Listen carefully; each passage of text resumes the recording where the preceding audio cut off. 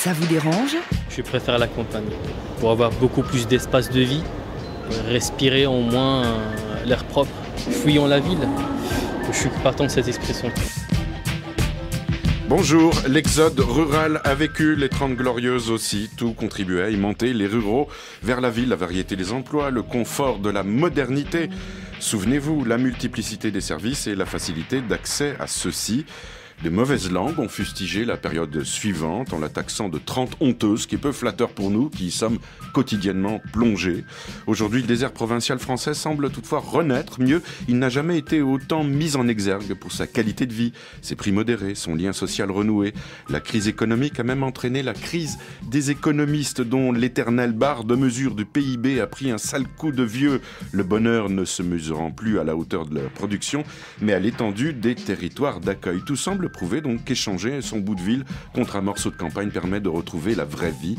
Ne serait-il pas temps de quitter la ville enfin? 01 45 24 7000 pour entrer en débat et en dialogue avec nous, franceinter.com aussi pour vos commentaires. Vous pouvez vous inscrire si vous ne l'avez pas encore fait pour participer à cette émission avec nos invités qui sont Bernard Farinelli. Bernard, bonjour. Bonjour. Bernard est directeur du développement local au Conseil général du Puy-de-Dôme. C'est un spécialiste des questions rurales, auteur de nombreux ouvrages, dont une réédition de Quitter la ville, mode d'emploi, première version 2002, aujourd'hui réédition aux éditions Sang de la Terre. On trouve aussi des signatures de Bernard Farinelli dans un excellent trimestriel, parce que c'est un des rares à se consacrer pleinement aux installants ou installés du milieu rural, c'est l'esprit village, et aussi à France Bleu, chez nos confrères de France Bleu en Auvergne.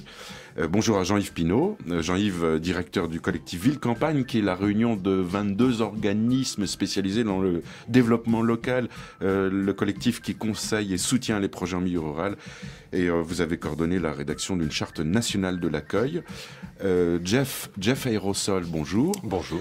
Pochoiriste, on dit comme ça, pionnier de l'art urbain, du street art. Jeff a peint sur des murs de quasiment de toutes les villes du monde, mais on peut voir aussi une peinture en ce moment monumentale de 350 mètres carrés, place Stravinsky à côté de Beaubourg à Paris, dans le 4e arrondissement, qui s'appelle Chut, avec une grande figure faite une manière d'interroger la mélodie urbaine, je cite. Et Éric Charme qui est avec nous aussi. Éric, bonjour. Bonjour. Éric, on vous entend un petit peu différemment parce que vous êtes dans le bureau de Radio France à Lyon. Merci d'être avec nous. Un peu isolé, je suis désolé, mais c'est le propre de la ville, comme je disais tout à l'heure. Éric, vous êtes directeur du laboratoire de recherche interdisciplinaire Ville, Espace, Société, RIV, de l'École nationale des travaux publics de l'État, auteur de différents ouvrages dont La ville émiettée, essai sur la clubisation de la vie urbaine aux presses universitaires de France. Je vais commencer par vous, c'est une clubisation de la vie urbaine. Votre essai porte sur le périurbain. Ça, c'est la nouvelle donne aujourd'hui. Donc, jadis, il y avait la ville, de l'autre côté, la campagne. Entre les deux, maintenant, il y a le périurbain. C'est ce qui dessine le passage de la ville à la campagne. Effectivement, et on peut même dire que la campagne a tendance à se périurbaniser dans son ensemble. Alors en fait, si on regarde les tendances aujourd'hui, il y a des gens qui fuient la ville pour la campagne, c'est certain. Mais la question qu'on peut se poser, c'est dans quelle proportion. Et si on regarde la tendance dominante, malgré tout, on peut dire on peut pas dire que la ville fait fuir, au contraire même, parce que les villes continuent toujours autant d'attirer, et plus elles sont grandes, plus elles attirent. Il y a un chiffre très simple à retenir pour ça, c'est que quand on voit les prix au centre de Paris qui dépassent régulièrement les 10 000 euros le mètre carré aujourd'hui, il est difficile de dire quand même que les villes n'attirent pas. Alors, elles attirent parce qu'elles concentrent les emplois, parce qu'elles concentrent les services, les équipements et les commerces, etc. Mais en même temps, effectivement, les campagnes attirent. Et c'est ce que vous disiez à l'instant. Alors, ça peut paraître un peu paradoxal, ce que je viens de dire et ce que vous disiez, mais en fait, on résout ce paradoxe en regardant les choses un peu plus dans le détail et en voyant que les campagnes qui attirent le plus, c'est celles qui sont proches des villes. Et c'est justement ce qu'on appelle le périurbain, c'est-à-dire ces campagnes qui sont dans l'orbite des villes et qui profitent de leur influence. Alors ces campagnes, elles accueillent des ménages, des familles principalement avec enfants qui ne trouvent pas leur place en ville, notamment parce que les logements ils sont trop chers. Et puis elles offrent aussi, ça c'est le côté positif de la chose, la concrétisation d'un vieux rêve qui est celui de la ville à la campagne. Et ce rêve trouve à se concrétiser donc dans le périurbain, c'est-à-dire ces villages qui sont sous l'influence des villes. Rêve que vous partagez vous-même, Éric Charme. Alors non, moi, à titre vous, personnel, c'est le jardin en ville, c'est la maison individuelle. J'habite au centre d'une ville, j'habite au centre de Lyon. Avec jardin. Alors, le rêve de la ville à la campagne, c'est à la fois l'environnement aéré, l'environnement naturel, le jardin, la faible densité, la maison individuelle et la possibilité d'y faire tout ce qu'on peut y faire avec la cave et le grenier, ce qui est plus chose qu'on trouve moins facilement en appartement. Mais en même temps, c'est en se déplaçant, principalement en voiture d'ailleurs, la possibilité, parce qu'on est proche d'une ville, d'avoir accès à toutes les ressources de la ville et notamment à ses ressources économiques et ses emplois. Et dans les présentations, la question sur les limites, où s'arrête la ville et où commence la campagne. Donc, je poursuis après le citadin Éric Charme, le citadin Jeff Aérosol, qui fait parler les murs des villes, parce que les murs n'ont plus rien à dire dans les villes. Oh, les murs ont énormément à dire. On se contente de... Pourquoi alors vous les peignez? On en rajoute une couche. On peint les murs de la ville parce que la ville, parfois, en dépit du grand nombre de gens qui s'y déplacent, qui y vivent, se déshumanise. Et je pense que le besoin d'écrire sur les murs, c'est certainement un besoin de réhumaniser la ville. En tout cas, en ce qui me concerne, ça procède de ça, c'est évident. Et puis, la ville grouille. Mais chacun sait que plus on est nombreux, plus on a tendance à s'ignorer les uns les autres. Donc le délitement du lien social. Exactement. Et il n'empêche que je suis très citadin moi-même, bien qu'ayant connu la campagne aussi, et vivant dans une maison particulière avec jardin dans une ville qui n'est pas la capitale, parce qu'on pourrait aussi, dans le débat ville-campagne, inclure le débat capitale-province. Et effectivement, c'est à l'ordre du jour aussi. Jean-Yves Pinault, donc les limites. Jeff vient de dire quelque chose d'intéressant, c'est la déshumanisation. C'est peut-être ça la différence. Il y a une redynamisation des espaces ruraux avec une nouvelle humanisation. Je ne sais pas, mais en tout cas, ce qui est certain, c'est que dans ce qui est considéré comme petite ville ou village, il y a une proximité de l'autre qui fait qu'on peut pas s'y échapper. Alors certains d'ailleurs trouvent ça trop prégnant, trop présent. Mais en tout cas, il y a forcément une présence de l'altérité de l'autre qui est là. Hein, et certains aujourd'hui le recherchent justement parce que ça permet dans le regard de l'autre, ça permet de voir que l'on existe et quelque part ça rassure. La campagne, c'est un petit peu le rêve ultime, le milieu rural, pardon. Et donc il y a l'entre-deux dont vient de parler Éric Charme, qui est le périurbain. Quand on parle de développement local, d'installation, de déménagement, de projet de vie, et on dit partir à la campagne, on fera état des sondages qui donnent 43% sur le dernier sondage de l'IFOP, 43% des Français prêts à s'investir et s'installer à la campagne. La campagne, c'est douteux, ça peut être le périurbain. Oui, enfin, je crois que là, on est dans une émission, et merci Philippe, qui montre à la fois peut-être la fin d'un monde et à la fois sa complexité. Parce que on est en train effectivement de parler de représentations qui n'ont peut-être aujourd'hui plus lieu. On a effectivement on vit des mutations très fortes à la fois sur le plan économique, social, environnemental, mais aussi de nos modes de vie, qui fait que je crois vraiment qu'on se tromperait si on avait un regard uniquement spatial sur les territoires et non plus ce regard qui aujourd'hui fond nos territoires, c'est-à-dire en fait les flux, les échanges, etc., qui fait qu'aujourd'hui on ne vit plus là où on est né, mais qu'on est amené à vivre un peu à la campagne, un peu à la ville, puis à nouveau à la campagne. Regardez des gens qui, comme disait le sociologue Jean-Didier Urbain, ont fait le choix de ne plus choisir. Et certains qui s'appelle Jean-Didier Urbain. Oui, le bien nommé. Et qui, en fait, ont à la fois un pied-à-terre en ville, à la fois un pied-à-terre à la campagne. Enfin, tout ça, voilà. Simplement pour finir là-dessus, je crois qu'il y a vraiment des vraies questions qui sont en jeu de société aujourd'hui. C'est qu'est-ce qu'on appelle la ville, qu'est-ce qu'on appelle la campagne. C'est aussi qu'est-ce qu'on appelle les mobilités qui façonnent notre territoire. Et est-ce que ces mobilités sont choisies? Est-ce que ces mobilités sont subies? Et quand on parle aujourd'hui de mobilité, moi j'entends aussi, et le collectif entend aussi, immobilité. Est-ce que tout le monde est capable d'être mobile aujourd'hui? En ouverture, Eric Cham a parlé donc du prix du mètre carré à Paris, 10 000 euros par endroit le mètre carré, avec toujours des personnes qui viennent s'installer. Mais il y a une vraie fracture sociale dont on parlera aussi, une fracture économique évidente. La campagne, c'est le lieu de vie des pauvres. Bernard Farinelli, alors? Peut-être autant qu'ailleurs. Alors là, malheureusement, la misère est bien partagée. Pour vous donner ma définition de la campagne, comme j'ai toujours buté, moi, sur les aspects statistiques, ça m'a toujours embêté, là, les catégories de l'INSEE, plus de 2000, etc., etc.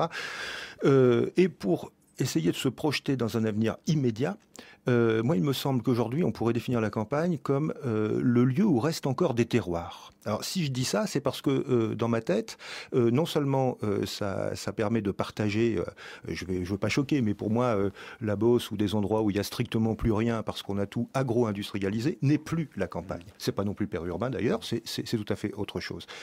Et tandis que dans des endroits où reste encore la possibilité d'une alternative, de réinventer l'économie locale, de faire des choses, où il y a encore de la population, plus ou moins, où il y a encore des petites villes, plus ou moins, où il y a encore une relation à une capitale régionale, parce que moi, la relation à la grande ville ne me gêne absolument pas. Tout ça, c'est un tout.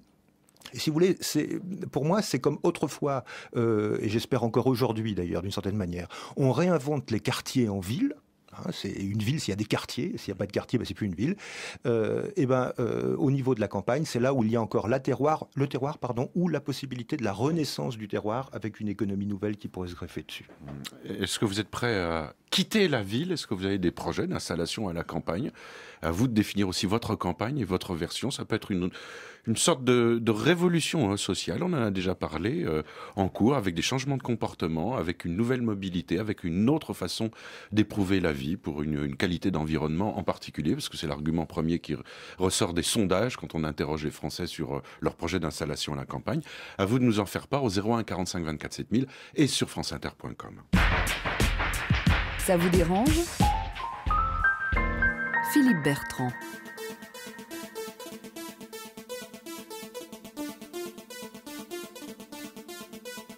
Les arbres ont fleuri, ne parlent que de toi, comme l'onde qui pleure. Qu'on s'adresse à moi, aux mille oiseaux de malheur qui ont l'accent de chez toi, sont vu le fond de mon cœur, qui saigne à chaque fois, comme chaque lueur que j'aperçois du toit, en fixant les fleurs. À défaut de mes bras, l'argent ne fait pas le bonheur, non. Mais comparé à toi, l'argent ne me fait pas peur. Cette horreur, c'est quoi? C'est pas la forme, c'est juste le fond. C'est pas la peine, c'est trop profond. La chambre du mort résonne de tes pas, je dessine des cœurs, des moustaches et des croix, réveillés de bonheur. Je casse du gravat, oh ma douce, oh ma sœur. Joue-moi l'Ave Maria, je serai pas moqueur, non, je serai pas narquois, lové dans tes vapeurs. Sous mon iroquois, et si les arbres se meurent, allons couper du bois, toi demoiselle en fleurs, moi le faquin sans foi. C'est pas la forme, c'est juste le fond. C'est pas la peine, c'est trop profond.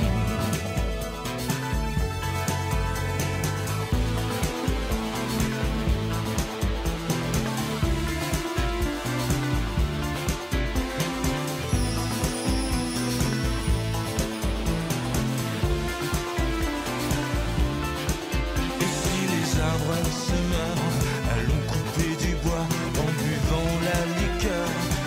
Que soient nos voix, toi la femelle en chaleur, moi Tarzan, Cheetah, que l'amour de bon cœur fond entre nos doigts. C'est pas la forme, c'est juste le fond. C'est pas la peine, c'est trop profond.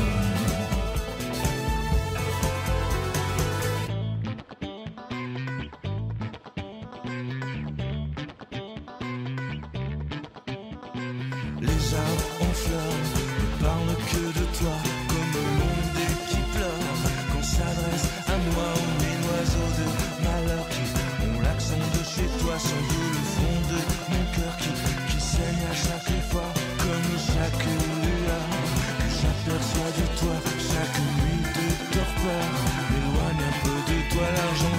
pas le bonheur, mais il y contribue parfois. Non, l'argent ne me fait pas peur, mais ce foutoir, c'est quoi? C'est pas la forme, c'est juste le fond. C'est pas la peine, c'est trop profond. Benjamin Biolay, pas la forme, pour ça vous dérange sur France Inter. Fuyons la ville aujourd'hui, nouvelle exhortation. Enfin, vous n'êtes pas obligé évidemment de la partager pour cause, ça peut vous déranger au 01 45 24 7000.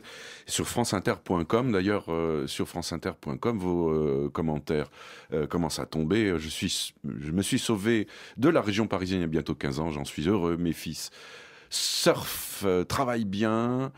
Nous profitons de la montagne et de la mer, une vie sympa, collective, culturellement intéressante. Bon courage à ceux qui restent. J'aime bien.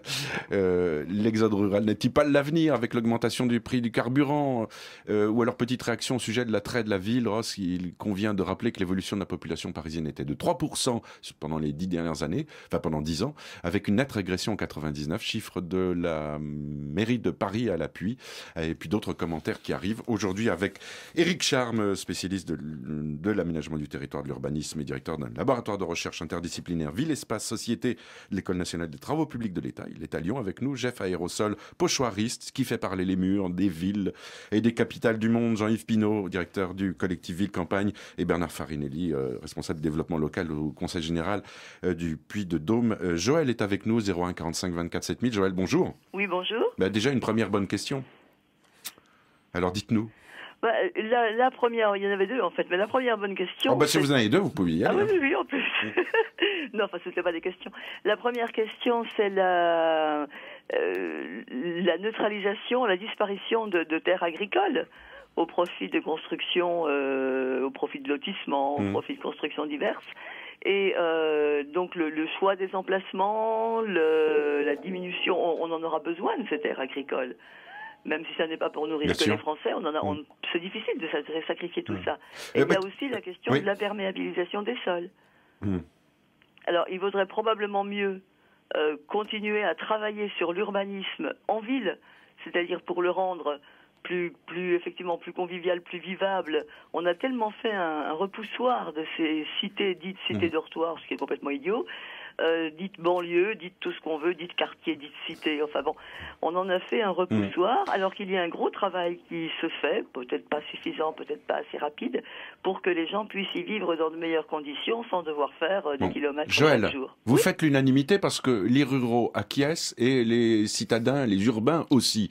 Éric Charme, on va lui poser la question. Éric, vous avez entendu le commentaire de Joël? Oui, tout à fait. C'est la question qui est posée, c'est celle de ce qu'on appelle dans le jargon professionnel des urbanistes et des aménageurs, l'étalement urbain, c'est-à-dire le fait que lorsqu'on habite une maison individuelle, on occupe beaucoup plus d'espace que quand on habite un appartement, parce que dans un immeuble, on s'empile les uns sur les autres. On a 10 logements sur une parcelle de 200 mètres carrés. Typiquement, dans le périurbain ou à la campagne, on a 500, 1000 mètres carrés de terrain pour une maison, pour un logement. Donc, on occupe beaucoup plus d'espace. Et puis, l'autre problème qui est posé, c'est que on se déplace beaucoup en voiture, parce qu'on est souvent loin des emplois, loin des commerces, et la densité étant faible, les transports en commun sont peu développés. Pour donner juste un chiffre, les gens qui possèdent le moins de voitures sont les Parisiens. On a environ un ménage sur deux à peu près un ménage sur deux qui ne possède pas de voiture, parce que tout est tellement dense qu'on peut accéder très facilement à pied, en vélo ou en utilisant les transports en commun à toutes ces destinations. Donc tout ça fait que aujourd'hui, dans le monde des urbanistes, des aménageurs, on a tendance à dire que la ville la plus écologique, la ville la plus respectueuse de l'environnement, c'est la ville dense, c'est l'habitat collectif, et c'est ce qui permet le mieux de préserver la nature. Alors c'est tout le paradoxe d'ailleurs et c'est le paradoxe du Grand Paris aussi, à la campagne. Et le Grand Paris fait le contraire, il dit le contraire dans ses projets. Alors non, pas tout à fait, parce que le Grand Paris propose justement de concentrer l'urbanisation sur des zones bien desservies par les transports collectifs et plutôt prône la densification. C'est donc l'habitat collectif plus que l'habitat individuel qui est aujourd'hui la pente dominante et la tendance dominante dans la production de logements. Alors Jean-Yves Pinault, et puis Jeff après, parce que j'ai vu que Jeff était intéressé. Moi, simplement pour dire attention, quoi. On est si on continue dans notre système, oui, effectivement, il y a peut-être intérêt à densifier les villes et cette espèce de densité qui serait favorable à un développement durable. Peut-être, sauf que est-ce que notre modèle actuel est viable et durable? Ça, j'en doute. Permettez-moi d'en douter. Deuxièmement, nos modes de consommation, nos modes de distribution, notre manière d'aménager le territoire, c'est-à-dire en fait qu'il n'y a eu aucune politique, et c'est l'automobile qui a aménagé notre territoire depuis les 30 dernières années, fait que effectivement on observe des comportements plus ou moins prometteurs ou plus ou moins sages. C'est une question de choix politique et d'organisation de la société. Voilà, c'est exactement ce que disait Bernard dans l'entame.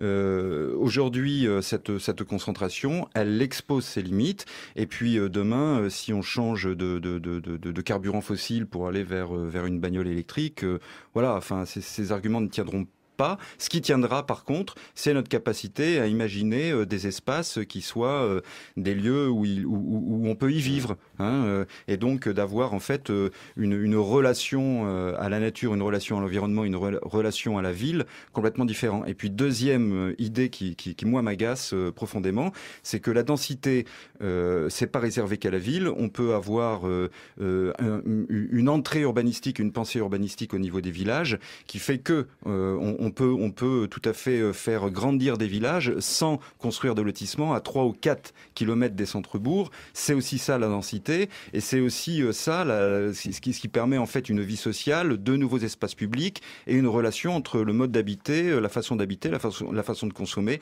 la façon d'implanter les commerces. Enfin, il me semble que là-dessus, on doit aussi faire tomber un certain nombre de clichés et d'idées qui paraissent comme ça prometteuses, mais qui tombent assez facilement quand on les interroge vraiment. Alors, on va essayer d'être concis parce qu'il y a beaucoup de questions, il y a beaucoup de réactions. Jeff ? Oui, j'ai été horrifié pas plus tard qu'hier où je conduisais dans la campagne normande en rentrant de Nantes d'où je suis originaire et en remontant vers Lille où j'habite maintenant. Et du côté de Rouen, là, j'étais horrifié par ce que je voyais, c'est-à-dire des espèces de lotissements, de la fausse ville dans de la fausse campagne, des gens qui sont tous dans les mêmes petites maisons, ce qu'on appelle les pavillons, avec le petit jardin, etc., qui ne sont ni à la ville, ni à la campagne. C'est là, c'est posé en plein milieu de la nature. Et je pense que, enfin, c'est une façon de vivre, en tout cas, que je ne souhaiterais pour rien au monde. Et je pense que c'est un gros danger. J'ai lu dans la presse récemment que cette rurbanisation ou périurbanisation dans des campagnes très proches des grosses villes, je citais Nantes à l'instant, il y a une commune qui s'appelle Carquefou, près de Nantes. Il semblerait que la commune ne soit plus maintenant qu'un immense lotissement de gens qui vont travailler à la ville, qui veulent les avantages de la ville en ayant l'impression d'avoir les avantages de la campagne, et à mon avis, non, ni l'un ni l'autre, et je ne souhaite pas ça pour l'avenir, en tout cas. Avant de demander des commentaires à Bernard Farinelli, du coup, ça concerne Éric Charme. Éric, vous avez entendu donc le point de vue, le regard sur ce périurbain par Jeff Aérosol. Vous en déduisez quoi ?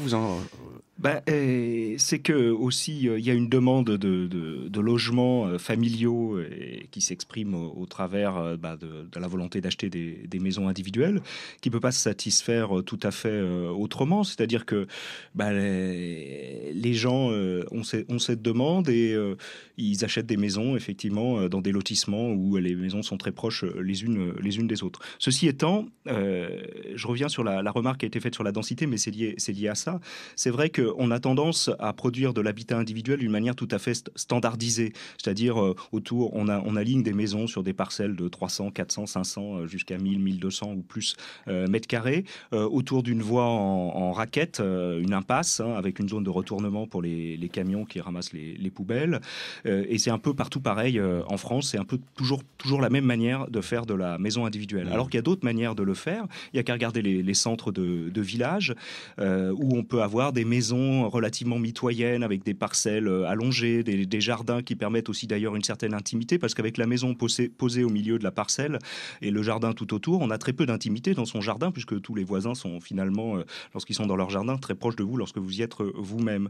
Donc il y a peut-être à réfléchir à d'autres manières de faire de la maison individuelle, et lorsqu'on réfléchit à d'autres manières de faire de la maison individuelle, on voit qu'on peut atteindre aussi une certaine densité, justement. Et la maison individuelle n'est pas forcément totalement, et je reprends ce qui a été dit tout à l'heure, à opposer à la ville dense. Il faut savoir que l'habitat individuel villageois, vous savez, ces maisons de bourg, ces maisons de village, les unes à côté des autres, avec le jardin derrière, permet d'atteindre des densités qui sont en moyenne souvent supérieures à celles des grands ensembles, que pourtant on associe à une extrême densité.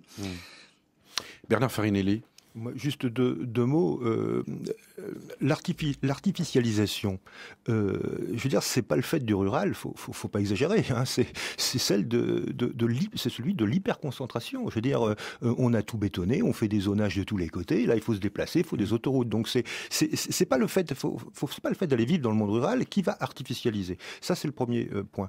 Le second point, c'est exactement ce que vient de dire tout de suite, c'est-à-dire que des maisons libres. Mais il y en a des quantités en France qui sont déjà bâties en termes et qui sont réutilisables immédiatement. Dans les bourgs, moi je peux vous citer, je sais pas, il doit y avoir à peu près 40 à 50% des départements qui ont encore des bourgs où il y a de la place, où j'allais dire, la ressource elle a déjà été prise, c'est construit, les pierres sont là et on s'y trouverait très bien. Alors là, les adresses, il y en a partout. Hein, et quand on parle du collectif Ville-Campagne, c'est une de ses missions que de coordonner toutes les actions. Voilà.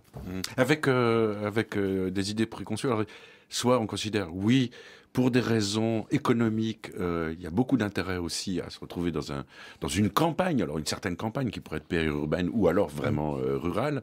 Puis d'autres qui disent, attendez, fuir la ville, nouvelle exhortation, comme le dit un internaute sur franceinter.com, d'accord, mais c'est quand même un bel espoir hypocrite et nostalgique d'une génération d'urbains qui ont somme toute le privilège du choix de leur lieu de vie. Donc là, il y a un luxe quand même dans le choix selon certains. Jeff Aerosa. Oui, la grosse différence, je pense, avec autrefois où beaucoup plus de gens habitaient à la campagne qu'à la ville, c'est qu'aujourd'hui ceux qui vont à la campagne le font par décision intellectuelle jusqu'aux années 50, disons que l'exode rural était lié évidemment à ce transfert des populations vers les zones industrielles au détriment des zones agricoles. Mais aujourd'hui, suite au grand boom des années 60 qui a vu des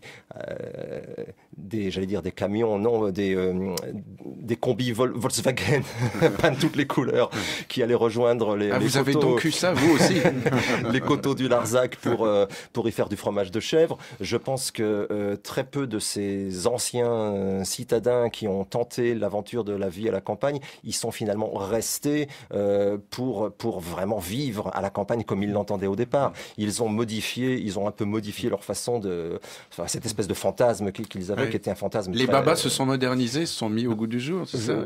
Les babas des années 70, d'abord ils ont enrichi extrêmement la vie agronomique, la manière d'élever les chèvres. Enfin, pour ceux qui sont restés. Non, mais sans rire. Ah oui, on y va. Et alors, ceci dit, ce qu'on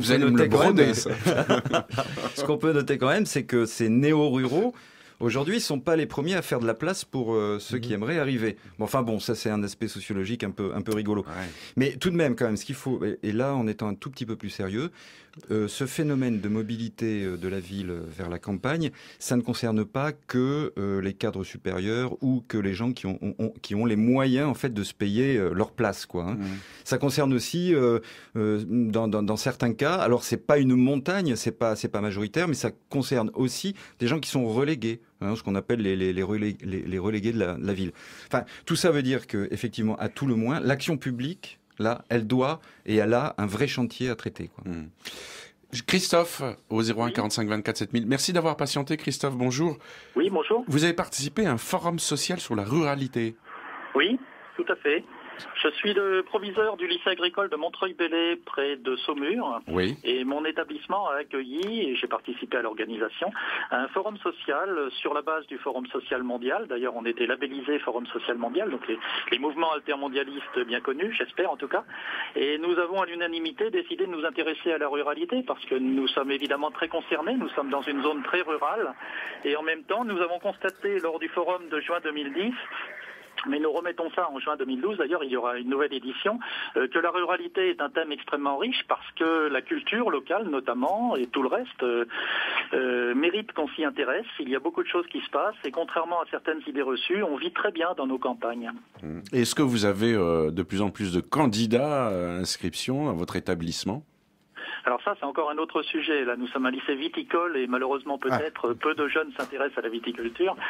Pas suffisamment, en tout cas, d'après nous et d'après les professionnels. Mais en tout cas, pour ce qui concerne la ruralité proprement dit, c'est-à-dire le thème de notre forum social, on s'est aperçu qu'il se passait beaucoup de choses et il y a eu des activités extrêmement riches. Il y a beaucoup de gens qui ont des choses à apporter. Et pour reprendre ce que vous disiez il y a quelques instants dans votre émission, qui est passionnante d'ailleurs, il y a plusieurs types de ruraux. Il y en a certains qui décident de venir vivre à la campagne. Il y en a d'autres qui le font par défaut. Il y a de tout, en fait.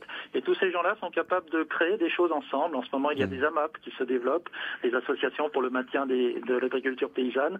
Et autour, on est en train de réfléchir à Montreuil-Bellay à des AMACA, à des associations basées sur le principe de l'AMAP, mais non pas pour l'alimentation, mais pour la culture. Merci Christophe pour ce point de vue qui modifie peut-être les regards que l'on peut porter aussi sur l'espace rural à travers ces activités, ce forum social et puis aussi donc les projets culturels et puis les projets économiques. Parler des AMAP, Jean-Yves Pinault évidemment, ça c'est... votre sujet. Non, mais je crois qu'on a vécu l'époque où on avait ringardisé les campagnes. C'est-à-dire, en fait, la ville, c'était le lieu de l'émancipation et la campagne, finalement, le lieu des bouseux et de l'arriération. Donc il y a eu un certain nombre d'événements qui ont fait que des campagnes aujourd'hui ont su s'organiser pour se donner des fonctionnalités qu'on ne trouvait à l'époque qu'à la ville, et notamment par le biais du transport des données numériques. Et ça a fait pour beaucoup. Je crois qu'aujourd'hui, justement, du fait d'un certain nombre de contraintes vécues en ville, à la campagne, comme on dit, même si cette expression ne veut pas dire grand-chose, mais on a la possibilité de maîtriser sa vie, d'avoir une vie collective, en communauté, même si certains parlent de club, ce qui est très juste d'ailleurs, mais je crois que là, la campagne aujourd'hui, c'est vécu, par certains en tout cas, comme une nouvelle terre d'aventure et une nouvelle terre d'innovation, et y compris innovation sociale. Dieu sait si notre pays en a besoin. D'aventure et de découverte, parce que Bernard Farinelli, dans Quitter la ville mode d'emploi, vous rappelez quand même les grands chemins, c'est-à-dire ce qu'est un conseil général, ce qu'est un conseil régional, une communauté de communes, enfin, il y a toutes les indications. On a l'impression qu'on est au courant de rien. Mais c'est à la fois, enfin c'est notre monde qui est à la fois un monde très très complexe, et plus il est complexe, moins il est en mesure de décider et de faire une véritable politique publique, parce que tout le monde s'en mêle déjà pour commencer, et pense à la place des autres très souvent. Et d'un autre côté, c'est très simple que de vouloir s'installer ailleurs. Il y a un affectif très très fort qui peut être derrière. Je veux dire, on peut trouver sa campagne parce qu'on y a passé des vacances, ou parce que, comme aujourd'hui d'ailleurs, on revient très très souvent au pays du grand-père. C'est-à-dire que comme on a sauté un lien générationnel qui était profondément urbain, voilà. Ce que je voudrais rajouter aussi, c'est que dans le champ des possibles, la campagne propose sans doute aujourd'hui est la réponse à une quête d'autonomie. Ce besoin de vouloir faire face. Je veux dire, plus il y a de grandes peurs, plus ce système nous déshumanise, et puis on nous parle de mondialisation, c'est logique, on revient au village. Mais c'est à prendre au sérieux, ça. C'est un acte de résistance. Ah, mais moi j'en suis persuadé que c'est un acte de résistance. Il n'y en a pas que là, d'ailleurs, des actes de résistance, mais puisque le sujet est celui de la campagne, voilà. Alors, si vous faites partie de cette corde de résistants, de vos résistants, 01 45 24 7000, vous pouvez y être opposé aussi, évidemment, et franceinter.com. Num dia de chuva ele disse, tem que ter, jogar com a sorte, coragem, braço forte, jogar com a sorte.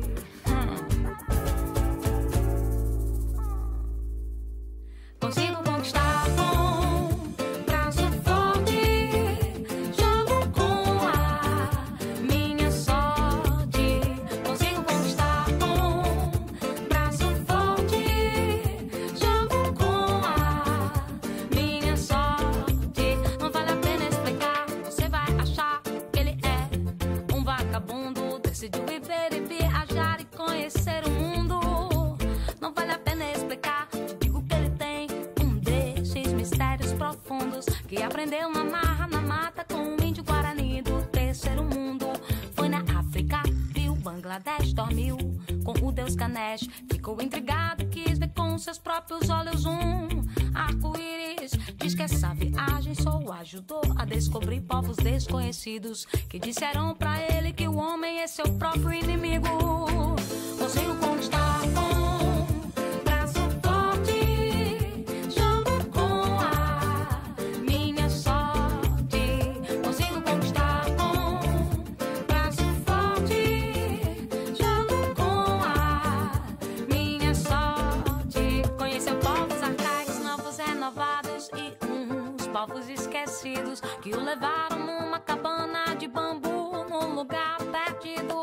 E tem que se adaptar, tem que comer tudo que oferecem, agradecer o dia fazendo uma prece. E depois de tanto viajar, decide que tem que acalmar. Tá pronto pra se fixar, encontrar alguém pra tudo ensinar. Num dia de chuva se deparou com um garoto na rua que lhe ensinou a oração para sempre recitar. Consigo conquistar com braço forte, jogo com a minha sorte. Consigo conquistar com braço forte, jogo com a minha sorte.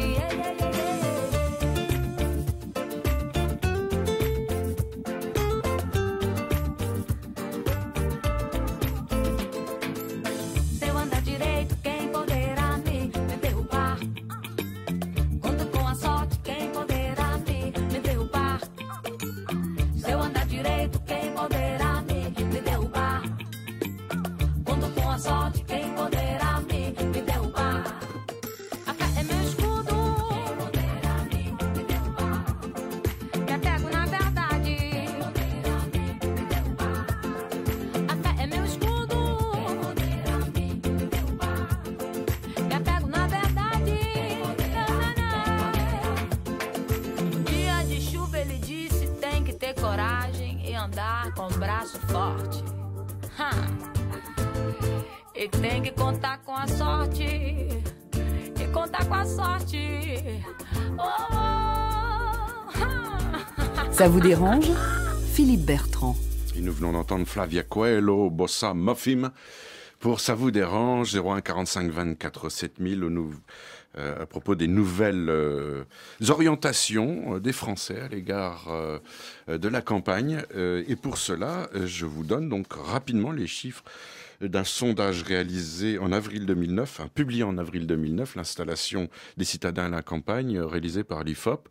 Il donne donc 43% des personnes interrogées souhaitent s'installer à la campagne. Il faut savoir que parmi ces 43%, la moitié y projettent une retraite, 28% veulent conserver un travail en ville et 22% veulent résider et travailler à la campagne. 79% des personnes qui sont prêtes à s'investir à la campagne sont aussi prêtes à une baisse de revenus pour réaliser cette installation. Et l'argument premier, évidemment, c'est à 66% la qualité de vie. Ensuite vient le problème des services et des commerces de proximité. Parfois, ils font défaut, ils font réagir. D'ailleurs, beaucoup de personnes. Nous avons Hervé en ligne. Hervé, bonjour.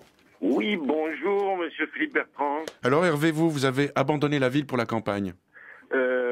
Abandonné, oui, vraiment définitivement. Bon, on n'était pas vraiment des gens de ville, des citadins purs et durs. Ah, vous étiez des faux citadins? On est des faux citadins parce qu'on est de la campagne d'origine. Et on a retrouvé une petite maison au fin fond de la campagne dans l'Allier, dans un tout petit village, 92 habitants, 93 au mois de novembre. S'il y a une petite naissance qui arrive. Oui. Et on a tout là, on a tout, on est à 12 km de tout ce qu'il faut, les hôpitaux, les services administratifs, on a vraiment tout ce qu'il faut et on vit à 3 fois moins cher. Oui. Et on a quel emploi quand on est là-bas? Eh ben, nous, on n'a plus d'emploi, on est à la retraite.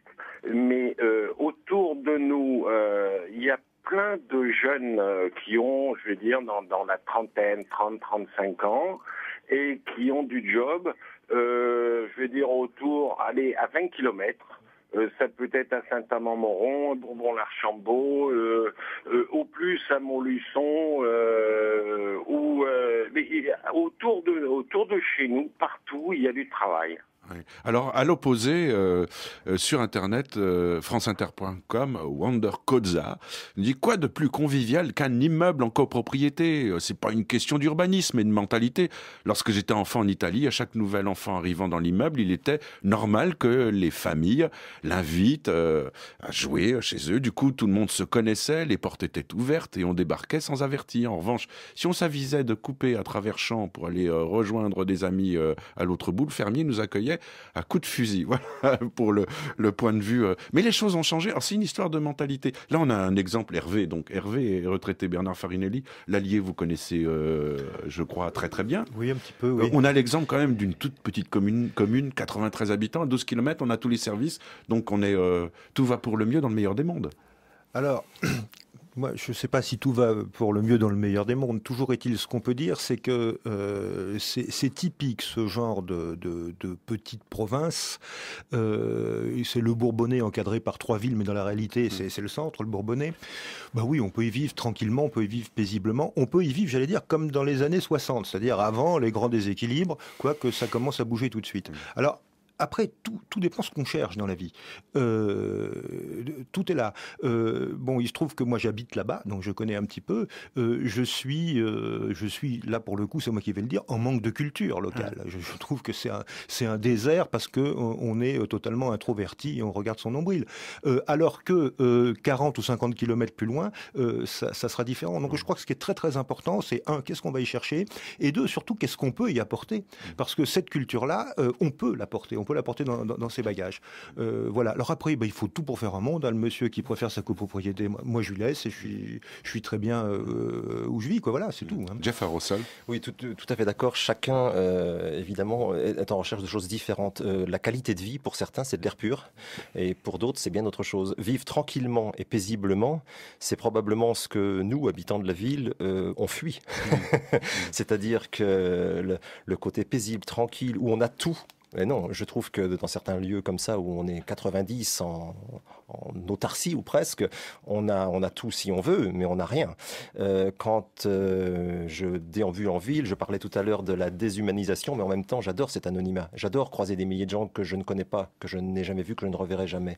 D'ailleurs, dans mes derniers travaux, j'ai représenté des foules qui illustrent un peu cette idée. Et je pense aussi que pour beaucoup de gens issus de ma culture, pour faire très très gros, très large, on va dire la culture pop-rock des années 60-70, c'est dans la ville qu'on a les bistrots, c'est dans la ville qu'on a la fumée, c'est dans la ville qu'on a les caves et les garages dans lesquels répètent les groupes, c'est dans la ville qu'on a les galeries, les expos, voilà, toutes ces choses-là. Alors bien entendu... Sur la campagne, il n'y a jamais ça. Il n'y a pas de groupe qui travaille dans des caves, il n'y a pas d'expo. Alors il y a des choses à la campagne. Il n'y a rien du tout. Il y a des choses à la campagne.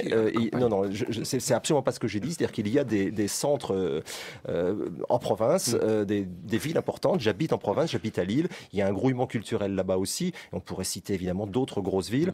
Mais je pense que pour beaucoup des gens qui s'intéressent à toutes ces choses-là, il faut être quand même à proximité d'un centre urbain. C'est vrai qu'aujourd'hui, avec Internet, on peut très bien imaginer des lieux très reculés dans lesquels on pourrait installer des studios d'enregistrement, des galeries d'art, des ateliers d'artistes. Mais je pense qu'au bout d'un moment, moi j'adore la campagne, j'adore la mer. J'ai eu la chance de pouvoir y passer de longs moments de vacances, etc., grâce à ma famille. Mais c'est vrai qu'on apprécie d'autant la mer, la campagne ou la montagne qu'on n'y vit pas au quotidien. Les provinciaux disent on apprécie Paris d'autant qu'on n'y vit pas et on y vient de temps en temps. C'est ce que je fais également, puisque je ne vis pas à Paris. Donc voilà. Éric Charme, je ne vous oublie pas, mais je ne vous ai pas entendu et je voulais quand même vous interroger sur ce sondage IFOP sur les projets d'installation à la campagne. Les projets d'installation à la campagne. Après, le problème, c'est de savoir les projets qui se réalisent. On a souvent des sondages qui disent que 80% des gens ont envie d'habiter une maison individuelle. Mais le problème, c'est qu'ils ont aussi envie d'habiter près des emplois, près des services, près des commerces, et que c'est pas toujours possible de concilier les deux. Donc, les gens ont envie d'habiter la campagne, mais ils ont aussi envie d'accéder aux ressources de la ville. Et c'est ce qui fait, encore une fois, que le périurbain se développe. Le périurbain, c'est l'espace des urbains à la campagne. Mais on n'y vit pas du tout comme on vivait. Mais c'est quoi? C'est du résidentiel? Alors c'est du résidentiel essentiellement, oui. On n'y vit pas du tout comme on vivait autrefois à la campagne ou comme on vit encore aujourd'hui dans un certain nombre de villages, il faut le dire.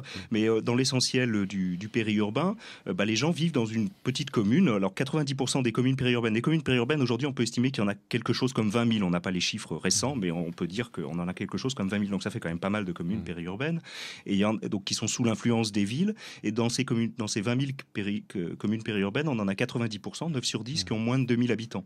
Mais ça ne vous excusez-moi, oui. Éric Charme, ça ne vous inquiète pas quand même ce dessin périurbain pour l'urbaniste que vous êtes aussi? On parlait d'esthétique avec Jeff Aérosol, mais pas uniquement au point de vue esthétique. C'est une sorte de banalisation, une normalisation de la ville, de la vie en périphérie des villes.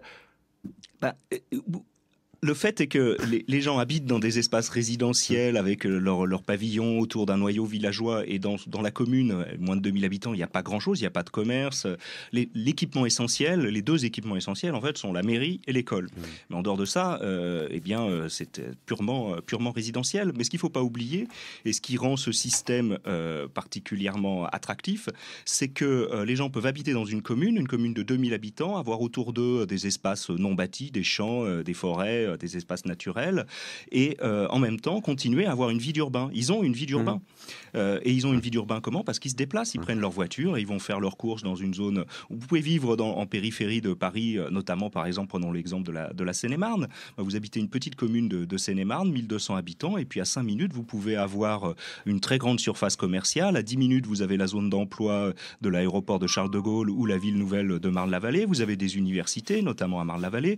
Vous avez accès à tout un ensemble de services et d'équipements d'urbains, tout en vivant à la campagne. Et c'est ça qui fait l'attractivité de ce système. Et d'ailleurs, il faut bien noter que la vie dans ces petites communes, dans ces communes qui ont l'air villageoises, n'est pas du tout villageoise. Les voisins sont des voisins, ce ne sont pas forcément des amis, ce ne sont pas des collègues, c'est pas la famille. On n'est plus dans la communauté villageoise où le paysan vivait à côté d'autres paysans depuis plusieurs générations. Alors dans un instant, on va s'intéresser au projet, comment s'installer, avec quel projet, avec quels moyens, quel soutien. Est-ce que la révision générale des politiques publiques va changer, la réforme des territoires et de l'organisation des territoires peuvent avoir un effet sur cet élan de retour à la campagne? Nous avons d'abord Solange en ligne. Bonjour Solange. Oui, bonjour Monsieur Philippe. Vous avez été secrétaire de mairie? Oui, c'est très ancien déjà, mais enfin... Donc ouais. Civu, Civom, le budget primitif, tout ça, vous connaissez par cœur? Oh oui, j'ai des grands souvenirs. Oui. Alors votre point de vue sur la campagne? Alors mon point de vue sur la campagne, eh bien j'y suis, puisque je suis dans une commune d'environ 2000 habitants. C'est vraiment superbe, voilà. Dans un bout pourtant, mais vraiment je suis dans un lieu vraiment la campagne, le grand air, les petits oiseaux, enfin bref, les lézards même l'été. Mais cependant, vous voyez par exemple la poste qui soi-disant est un service public, eh bien nous n'avons plus que des recettes postales, c'est-à-dire très peu de services. Ensuite les médecins, eh bien ça va être une très grande rareté en campagne. Mais on l'a entendu d'ailleurs ce matin avec un témoignage sur France Inter sur le département de l'Eure, qui pourtant est non loin de Paris, a aussi une qualité de vie, avec la raréfaction effectivement des médecins, des communes. Il y avait l'exemple d'une commune qui avait pris à sa charge l'installation d'une femme médecin d'origine roumaine. Vous vous rendez compte? Alors qu'en Roumanie, il n'y a pas de médecin pour soigner les gens. Oui, enfin, il n'y a surtout pas beaucoup de moyens pour... Le niveau de vie n'est pas le nôtre. Oui, absolument. Voilà. Donc moi qui suis une personne que l'on dit entre guillemets handicapée, je dis vivant différemment, j'ai aussi des services à la personne, c'est-à-dire l'aide à domicile. Elles ont beaucoup de trajets à faire, ne sont pas rémunérées en fonction de leur trajet. Et là aussi, le personnel, eh bien, c'est difficile à recruter. Oui. Voilà, donc les médecins, tous ces services-là, eh bien oui, c'est bien la campagne, mais voilà. Ouais, on l'a bien compris. Alors Solange, Jean-Yves Pinault et Bernard Farinelli veulent réagir. Bernard? Là, on est tout à fait et typiquement dans un problème de politique générale. Il y a deux entrées possibles en termes d'aménagement du territoire. Il y a l'entrée par la population, c'est-à-dire que là où il y a le plus grand nombre de personnes qui vivent, eh ben, on met les moyens. Et puis il y a l'entrée par le territoire. Bon voilà. Alors, qu'est-ce qui se passe aujourd'hui? C'est que oui, il faut quand même le dire, toutes les politiques depuis maintenant et peut-être une quinzaine d'années visent à la disparition des services publics, mais surtout, il y a un truc quand même qui fait franchement rire. C'est quand on voit aujourd'hui qu'on n'est même plus capable, lorsqu'on veut amener de la paille de Seine-et-Marne et l'amener en Auvergne, puisque tel était ce que j'ai étudié dernièrement, qui a même plus de gare ou pratiquement pas de gare, qui sont capables d'accueillir aujourd'hui des trains de marchandises comme ça. Enfin, c'est un monde de fou. Alors quand on ferme la gare, quand on ferme l'école sous prétexte que, quand on ferme la poste, quand on ferme... Eh ben oui, après, il faut utiliser la voiture. Et donc la grande démonstration intellectuelle est de dire, voilà, puisque vous utilisez la voiture, puisque vous vous déplacez, vous polluez, donc vous comprenez la campagne. Vous voyez, c'est un cercle vicieux. Voilà, ben là, on est typiquement dans un cadre de politique générale. Jean-Yves Pineau. Oui, non, mais enfin voilà, c'est pour ça qu'il y a aussi cet aspect de résistance, quoi. Hein. C'est-à-dire que, bon, sous forme de galéjade, moi j'appelle ça aujourd'hui les services pudiques, hein, tellement ils ont du mal à se montrer à la campagne, mais on est bien sur cette libéralisation de la société qui fait que là où il y a le plus de monde, c'est plus rentable, donc on va densifier les services, etc., etc. Donc le cercle vertueux ou vicieux que décrivait Bernard. Et puis ceux qui ont les moyens, eh ben, ou ceux qui en ont plus du tout, ben, iront et se payeront là où ils veulent vivre. Tout ça, moi, il me semble qu'aujourd'hui, on est à contresens, on est à contre-courant de l'histoire. Devant les défis qui sont les nôtres aujourd'hui, on ferait bien attention, me semble-t-il, de regarder le territoire comme étant autre chose qu'une simple marchandise. Quoi. Alors, la question à Jean-Yves Pineau, est-ce que les collectivités locales et territoriales auront les moyens dans un avenir tout proche, les moyens d'accueillir de nouvelles populations si on suit les sondages et les intentions des Français qui sont prêts à s'investir à la campagne? Mais oui, alors là, très clairement, oui. Si elles en ont la volonté, voilà. Mais il faut bosser un petit peu là-dessus. Mais alors, comment on peut avoir un autre projet que celui-là, participer au développement local en accueillant de nouvelles populations, c'est la raison de survie de ces territoires. Oui. D'autres refusent ça.